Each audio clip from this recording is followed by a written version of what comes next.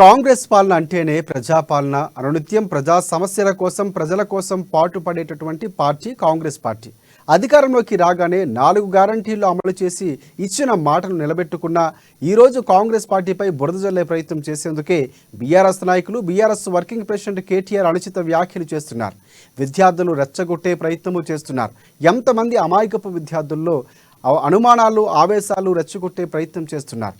కేటీఆర్ 2014-2018లో పార్టీల మార్పు కొరకు లేరెవరు, ఇక ఈరోజు వస్తున్న ఎమ్మెల్యేలంతా కాంగ్రెస్ పాలనని మా పార్టీలోకి వస్తున్నారు అంటున్న ఫిర్యాదిగూడ కాంగ్రెస్ పార్టీ అధ్యక్షుడు తుంగతుర్తి రవితో మా Hyderabad bureau Pranay Varma face to face. రాష్ట్ర రాజకీయాలన్నీ విద్యార్థుల వైపు, మరోవైపు చూస్తే ఫిర్యాదుల వైపు కొనసాగుతా ఉన్నాయి. ప్రస్తుతం ఉన్న సిచ్యువేషన్స్ లో రాష్ట్రం అంతా కూడా ఒకవైపు ఎమ్మెల్యేలకు సంబంధించిన మార్పుల నేపథ్యంలో కూడా పార్టీలకు సంబంధించిన కాంగ్రెస్ పార్టీలో చేరుతున్న పక్షాన ప్రస్తుతం బీఆర్ఎస్ పార్టీ అయోమయ పరిస్థితుల్లో పడుతూ ఉంది. అంటే ప్రజాపాలన అని చెప్పి కాంగ్రెస్ అధికారంలోకి వచ్చి 6 నెలలు దాటుతున్నప్పటికీ ప్రజలకు ఇచ్చినటువంటి పాలన ఏంటి అన్నటువంటి ప్రశ్నలు కూడా బీఆర్ఎస్ నాయకులు మాట్లాడుతున్నారు. దీంతో కంప్లీట్ గా కూడా కాంగ్రెస్ కి నెగిటివ్ క్రియేట్ చేసే విద్యార్థుల్లో కూడా చేసే అంశాన్ని లేవనెత్తి ఈరోజు ప్రజల్ని అదేవిధంగా విద్యార్థులను మభ్యపెట్టే ప్రయత్నం కాంగ్రెస్ పార్టీ చేస్తుంటే కూడా టీఆర్ఎస్ నేతలు మాట్లాడుతాం. దీనికి సంబంధించి మొత్తం మాట్లాడేందుకు పార్టీ అధ్యక్షుడు కాంగ్రెస్ ప్రజాపాలన ప్రజల కోసం ప్రచారం మొన్న ఎంపీ ఎలక్షన్స్ ఎప్పుడైతే జరిగినాయో అప్పటి నుంచి మతీ సుమితం మొత్తం కూడా కేటీఆర్ గారి పోయింది. ఎట్లా అనేసి అంటే ఒక్క ఎంపీ కూడా గెలవకపోవడము, ఆయనకు నిద్ర కూడా పట్టని రోజులు ఇప్పుడు నడుస్తూ ఉన్నాయి. వాళ్ళు చెప్పే అరాచకమైన ఈ 9 సంవత్సరాల గడిల పాలన చేసి ఆ యువతని కూడా పక్కదారి పట్టించి ఆ డ్రగ్స్ కి అలవాటు చేసిన ప్రభుత్వం బీఆర్ఎస్ ప్రభుత్వం. వాళ్ళు మాకు నీతులు చెప్తా అంటే ఎట్లా అంటే మా కాంగ్రెస్ పార్టీకి చాపకి ఈత నేర్పించినట్టు వాళ్ళు మాకు చెప్తా ఉంటే మేము పట్టించుకునేది లేదు. కేటీఆర్ గారు ఇప్పటికైనా సిగ్గుపడండి. మీ డిఎస్సీలు మీరు ఇచ్చిన మేనిఫెస్టోలు ఎటువైనాయి? లక్ష జాబ్లు ఇస్తా అనేసి అన్నారు. మీ జాబ్ కార్డు ఎటువైంది? దాని మీద అవగాహన పెట్టక మీరు ఈ రోజు మొన్న జిహెచ్ఎంసీ ఎవరైతే ఇప్పుడు జిహెచ్ఎంసీ పీఠాన్ని మా వైపు వచ్చారు. మొన్న మేడ్చల్లో జవహర్ నగర్ వాళ్ళు వచ్చారు. ఎవరు? మా మేయర్ గారు. ఇప్పుడు ఈ రోజు బోడుపల్లి కూడా మా కాంగ్రెస్ కైవసం అవుతుంది. మీకు నిద్ర పట్టక మీరు ఏ కూతలు మారితే అవి మాటలు మాట్లాడితే మేము మాత్రం ఊరుకునేది ఉండదు. మీకు తగిన బుద్ధి కూడా చెప్తాము. బీఆర్ఎస్ పార్టీ మొత్తం కూడా ఖాళీ చేసిందాక మా కాంగ్రెస్ నాయకులు ఎవరు కూడా నిద్రపోరు అనేసి ఈ మీడియా ముఖంగా తెలియజేస్తా ఉన్నాం. రియాయితులకు సంబంధించి గతంలో బీఆర్ఎస్ చేస్తున్న కాంగ్రెస్ చేస్తున్న కాంగ్రెస్ వన్బై కాకుండా కాంగ్రెస్ నాయకుల్ని బీఆర్ఎస్ పార్టీలో చేర్చుకున్నాం. కేవలం వన్బై కాదుగానే ఉంటుంది. ఈరోజు ప్రధాన ప్రతిపక్షంగా ఉన్న బీఆర్ఎస్ పార్టీ నుంచి ఎందుకు తీసుకెళ్తా ఉన్నారు? ఈరోజు నాయకుల్ని దెబ్బపెట్టే ప్రయత్నం చేసి బెదిరింపులకు గురి చేసి తీసుకెళ్తా ఉన్నారు. ఫిరాయింపులని ప్రోత్సహించింది ఎవరండి? 2014లో ఎంతమంది తీసుకున్నారు? 18 మంది కాంగ్రెస్ పార్టీ లీడర్లను చేసుకున్నారు మీరు ఆ రోజు. అదే విధంగా మళ్ళీ 2018 ఎలక్షన్లలో 12 మందిని మీరు కదా తీసుకున్నది. మీరు 1/3 అనేసి అంటున్నారు. 1/3 కింద మీరు ఏ లెక్కలో చెప్తున్నారు? 1/3 అనేసి మీరు మతి శివరము మతి పోయి మీరు మాట్లాడుతూ ఉన్నారు తప్పితే ఏది కూడా మీకు ఒక సబ్జెక్ట్ నాలెడ్జ్ లేదు. మీకు సబ్జెక్ట్ ఎక్కడ ఉందంటే ఈ కమిషన్ల మీద. ఆ కాళేశ్వరం కమిషన్లు ఎంత వస్తాయి? ఆ లిక్కర్ స్కామ్లు ఏమైనాయి? ఇంకేం స్కామ్లు చేసాము? ఆ గరీబోళ్ళ మీద పడి ట్యాక్సులు పెంచడం తప్పితే మీరు చేసింది అరాచకమైన పాలన. మీ హిట్లర్ పాలన వల్లనే ఈ రోజు బడ్జెట్ కూడా ఇంత లో బడ్జెట్ లో ఉన్నాము. ఇప్పటికి కూడా మా ప్రజాపాలనలో మా రేవంత్ రెడ్డి గారి నాయకత్వం, మా మంత్రివర్యులు కూడా అందరు కూడా సమైక్యతతోటి పనిచేస్తా ఉన్నారు కాబట్టి ఈ మాత్రం ఒక తెలంగాణ ఒక స్థాయిలో ఉన్నదనేసి మీకు తెలియజేస్తా ఉన్నాం.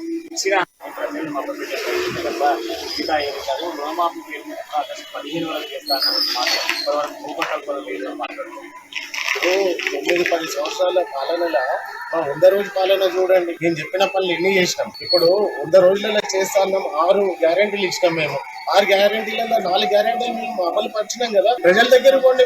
మీరు ధర్నాలు ఎవరితో చేపిస్తున్నారు? మీ కార్యకర్తలతో చేపిస్తున్నారు. మీరు సోషల్ మీడియాలో చూడండి. మీరు ఆ రోజు మీ వెనకల కూర్చొని వెర్రి నవ్వులు నవ్వుతూ వెక్కిలించిన వాళ్ళు ఇవాళ వచ్చి రోడ్ల మీద వచ్చి ధర్నాలు చేస్తున్నారు. ప్రజలందరూ కూడా గమనిస్తా ఉన్నారు. మీ అరాచక పాలనని మీరు ఇంకా వెనకకేసుకొని వస్తే మీరు ఇంకా తీవ్ర స్థాయిలో నష్టపోతారు. బీఆర్ఎస్ పార్టీలో ఒక్కరు కూడా కండోబా కప్పుకోవడానికి సిగ్గుపడతా ఉన్నారు. ఈ రోజు మా బోడుపల్లి నియోజకవర్గంలో మా మేడ్చల్ కాన్స్టిట్యూన్సీ కాన్స్టిట్యున్సీ లో చూడండి, బోడుపల్ల మా అజయ్ యాదవ్ గారు యువ నాయకుడు ఈ రోజు మా మేయర్ పీఠాన్ని అధిగమిస్తా ఉన్నారు. మీరు స్వచ్ఛందంగా ఎవరైతే బీఆర్ఎస్ పార్టీ చేసిన అరాచకాలని వాళ్ళు భరించలేక ఈ రోజు కాంగ్రెస్ పార్టీలోకి వస్తున్నారని తెలియజేస్తా ఉన్నాం. గతంలో కాంగ్రెస్ ఎన్నికల ముందు మెగా డిఎస్సీ జాబ్ చేయాలంటే వాటికి సంబంధించిన విద్యార్థులు ఆందోళన చేస్తా ఉన్నారు. రోడ్లపై దాదాపు గంటల వ్యవధిలో రాత్రి పగలగా అశోక్ నగర్ దిక్కున్నారు ప్రాంతాల్లో కూర్చున్నా కూడా పోలీసులతో నిర్బంధించే ప్రయత్నం చేస్తా ఉన్నారు. ఇప్పుడు ఎవరు పోలీసులతో పాలన నడిపిస్తా ఉన్నారు? కాంగ్రెస్ పార్టీ కాదా అని ఈ రోజు రోడ్ల మీదకి వచ్చింది మేము అందరికీ కూడా అదే చెప్తా ఉన్నాం. వాళ్ళ వెనకాల ఎవరైతే బీఆర్ఎస్ కార్యకర్తలు వాళ్ళని మభ్యపెట్టి వాళ్ళని ఊసుగలిపి వాళ్ళని పంపిస్తా ఉన్నారు రోడ్ మీద. నిజమైన యువత ఎవరైనా ఓయూ క్యాంపస్ వాళ్ళు కానీ ఏది అయితే బీఆర్ఎస్ పార్టీ వాళ్ళు కాకుండా ఎవరైతే ఉన్నారేమో చూపించండి. మీ ధర్నాలందరూ కూడా మళ్ళీ ఒకసారి ఎంక్వైరీ చేద్దాం. మీరు ఎందుకు చేపిస్తున్నారో కూడా మాకు అర్థం కాని పరిస్థితి. 100 రోజులు ఈ రోజు మా ప్రభుత్వం ప్రజాపాలన వచ్చిన తర్వాత ఈ 6 నెలలు 7 నెలల్లో 2 ఎలక్షన్లు వచ్చినాయి. ఒకటి ఎంపీ ఎలక్షన్లు, తర్వాత ఎమ్మెల్సీ ఎలక్షన్లు.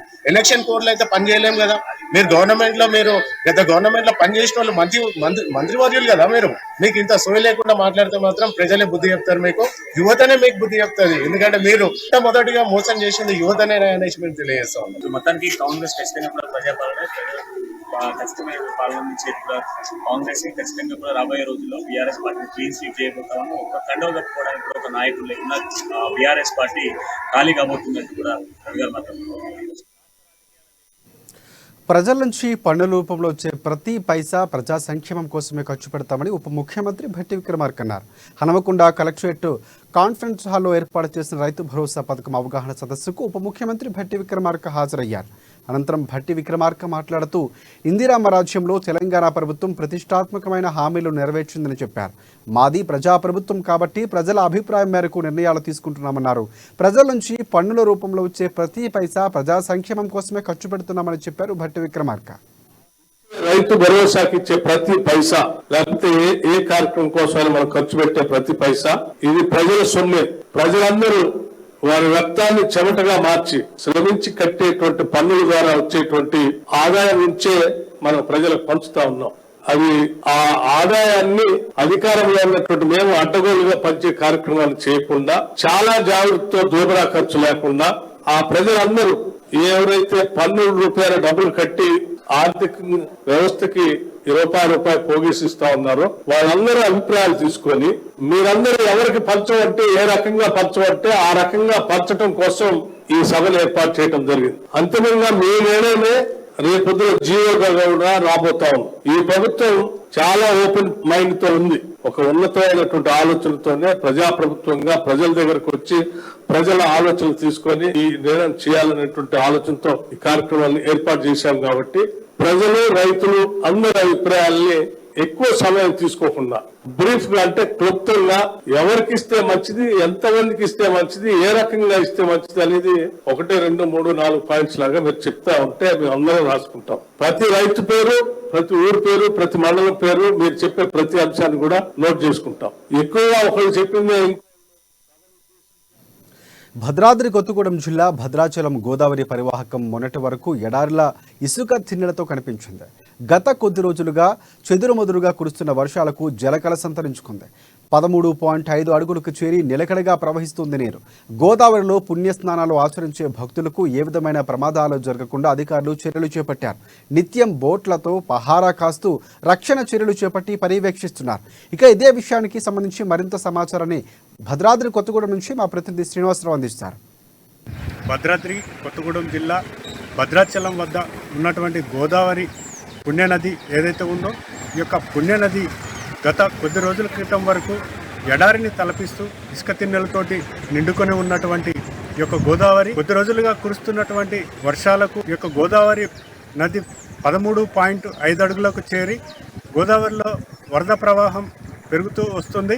గత కొద్ది రోజుల నుంచి ఎగువన కురుస్తున్నటువంటి వర్షాలకు గోదావరిలో ప్రస్తుతం 13.5 అడుగులకు చేరి ప్రవహిస్తున్నటువంటి నేపథ్యంలో ఇక్కడ గోదావరిలో పుణ్యస్నానాలు చేసేందుకు వచ్చేటువంటి శ్రీరామ భక్తులు ఎవరైతే ఉన్నారో వారికి ఏ విధమైన ప్రమాదం సంభవించకుండా ఉండేందుకు తగు చర్యలు తీసుకోవడంలో భాగంగా ఇక్కడ ఉన్నటువంటి గోదావరి పరివాహక ప్రాంతంలో ఈ యొక్క పడవలు అందుబాటులో ఉంచి నిత్యం ప్రహార కాస్తున్నటువంటి నేపథ్యం ఉంది. అలాగే గోదావరిలోని వరదలు ప్రవాహానికి కొట్టుకుపోయేటువంటి అవకాశాలు ఉన్నటువంటి ప్రాంతాల్లో వరదలు తాకిడి తట్టుకునే విధంగా జిల్లా కలెక్టర్ జితేష్ వి పాటిల్ ఇచ్చినటువంటి ఆదేశాల మేరకు ఈ యొక్క పుణ్యస్నానాలు ఆచరించేటువంటి ప్రాంతాల్లో తగు చర్యలు తీసుకొని ఏ విధమైన ప్రాణ నష్టం జరగకుండా గోదావరిలో పుణ్యస్నానాలు చేసేటువంటి భక్తులకు ఏ విధమైన ప్రమాదం సంభవించకుండా జాగ్రత్తమైనటువంటి చర్యలు తీసుకోవాలని చెప్పేసి ఆదేశాలు ఇచ్చినటువంటి నేపథ్యంలో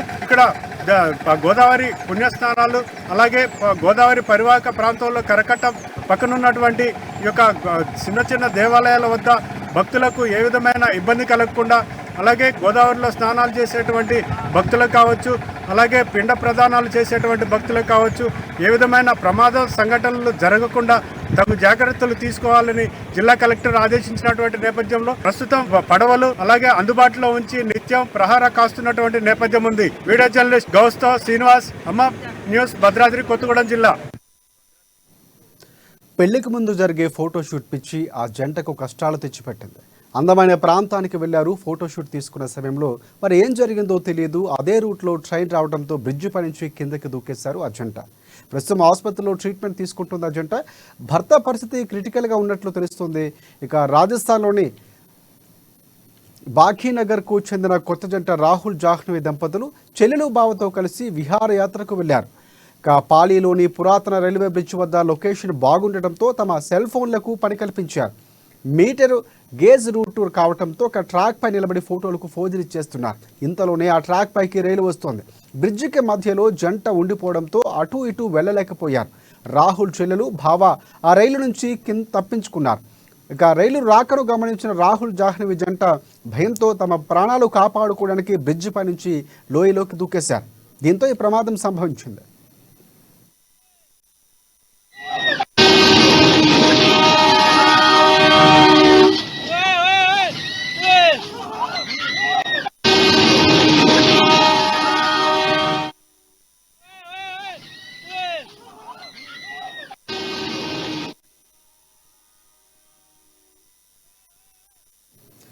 రైట్, ఇవి ఇప్పుడు బులెటిన్ అప్డేట్స్. మరిన్ని అప్డేట్స్ కోసం చూస్తూనే ఉండండి అమ్మా న్యూస్, నిజం కోసం జనం కోసం.